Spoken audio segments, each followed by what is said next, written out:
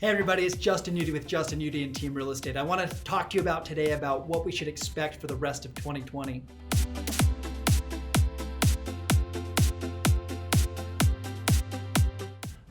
Folks, we've had a number of people calling in where they've just had questions about, man, should we be worried? What should we be look forward to? Now that things in the market has changed, we're able to get out a little bit more. It's obviously been very different. So a couple things just to consider. The market currently compared to the 2008 market, significantly different. And then let's go ahead and talk about obviously today and what we're dealing with today. But in 2008, we had a number of investors that were buying properties. They had straw buyers. Interest rates were completely different. We had a number of tons of inventory of property, and those properties were being purchased, but essentially they weren't even being occupied by the amount of demand that was in the market. In addition to that, people were giving loans to everybody. They were giving multiple loans to somebody that would say no income, no documentation, even no job. They had loans for that. So just know the market is completely different than that. We're seeing the correlation is not there. As regards to our current market and things that you should really know, we had, and this is what it felt like when the market changed, it almost felt like a December where people are just doing other things. There's still activity, but it's not the rush of when everybody's off and available. And that's what it felt like in our business. We were busy, we were closing transactions, people that were getting into property sight unseen, people that were making offers. It was positive, and we did have to make a pivot in our business in order to provide that through 3D tours, virtual tours, video tours, all sorts of Zoom meetings, things like that.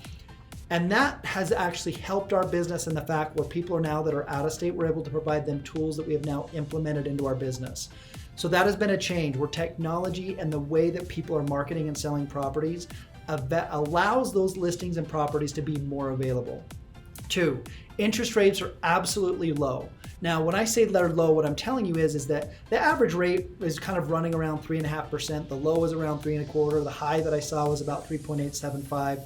Those historical low interest rates are driving activity and demand. Part 3 is there is low inventory. Now, the numbers that I want to go over with you and just kind of tell you that really are interesting and they are very important for you to know is that as far as the current market is concerned, we're down 20% in the listings, but our under contracts compared to last year are up 13%. So we have more properties under contract than we did a year ago in a strong market. Interesting fact too, though, the multiple listing service has adjusted the way that we market and sell properties, meaning that we before could market maybe a property as a coming soon, but now they're saying you gotta put it in an off-market status. So we have 18% more compared to last year of properties that are sitting, pending inventory that will come on the market. The crazy thing is we have the inventory and the buyers that do want to purchase those homes.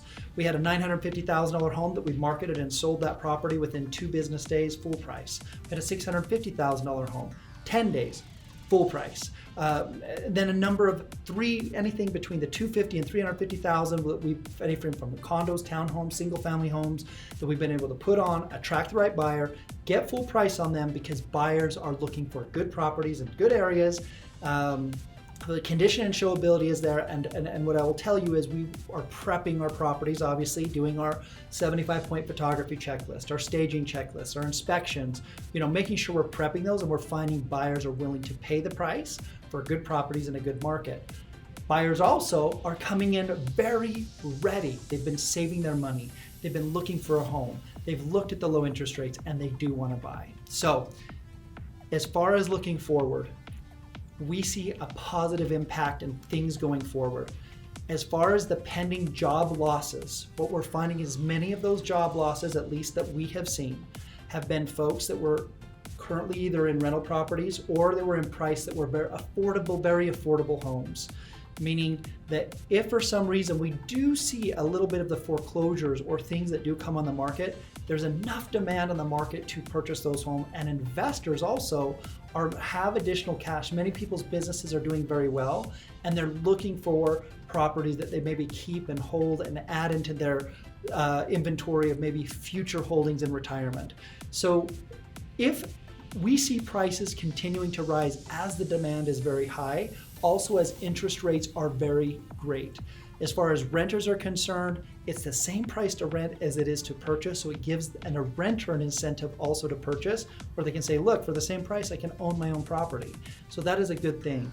We're seeing that people that were quarantined and people that went into their home are saying, man, this place just does not fit our family. Or I do like spending more time at home, but I would really like to have maybe extra space. Or they're saying, this space is way too big for us. Why don't we downsize?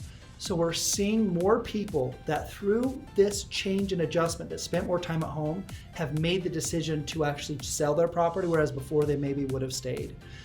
So we'll see prices continue to rise. If prices or interest rates adjust, the terms of the market adjust, we don't see prices going down, more leveling off. And that level off is something that's important, because if they start leveling off, it ends up being where that market has made an adjustment based on today and based on current interest rates and current supply and demand, looking at what is it doing and what are those long-term benefits. So hopefully this helps you out. I know that there was a lot of information, but as people continue to ask questions, seeing what needs to happen, how we can do things, if you need any values, information, questions about the value of your home, would it make sense to move, we're happy to give you a full list of not only a free evaluation of your properties so you can know you're at, but also full active properties in the market so that you know what to look for and if anything happens to match your criteria. Looking forward to assisting you, and we'll talk to you soon. Thanks.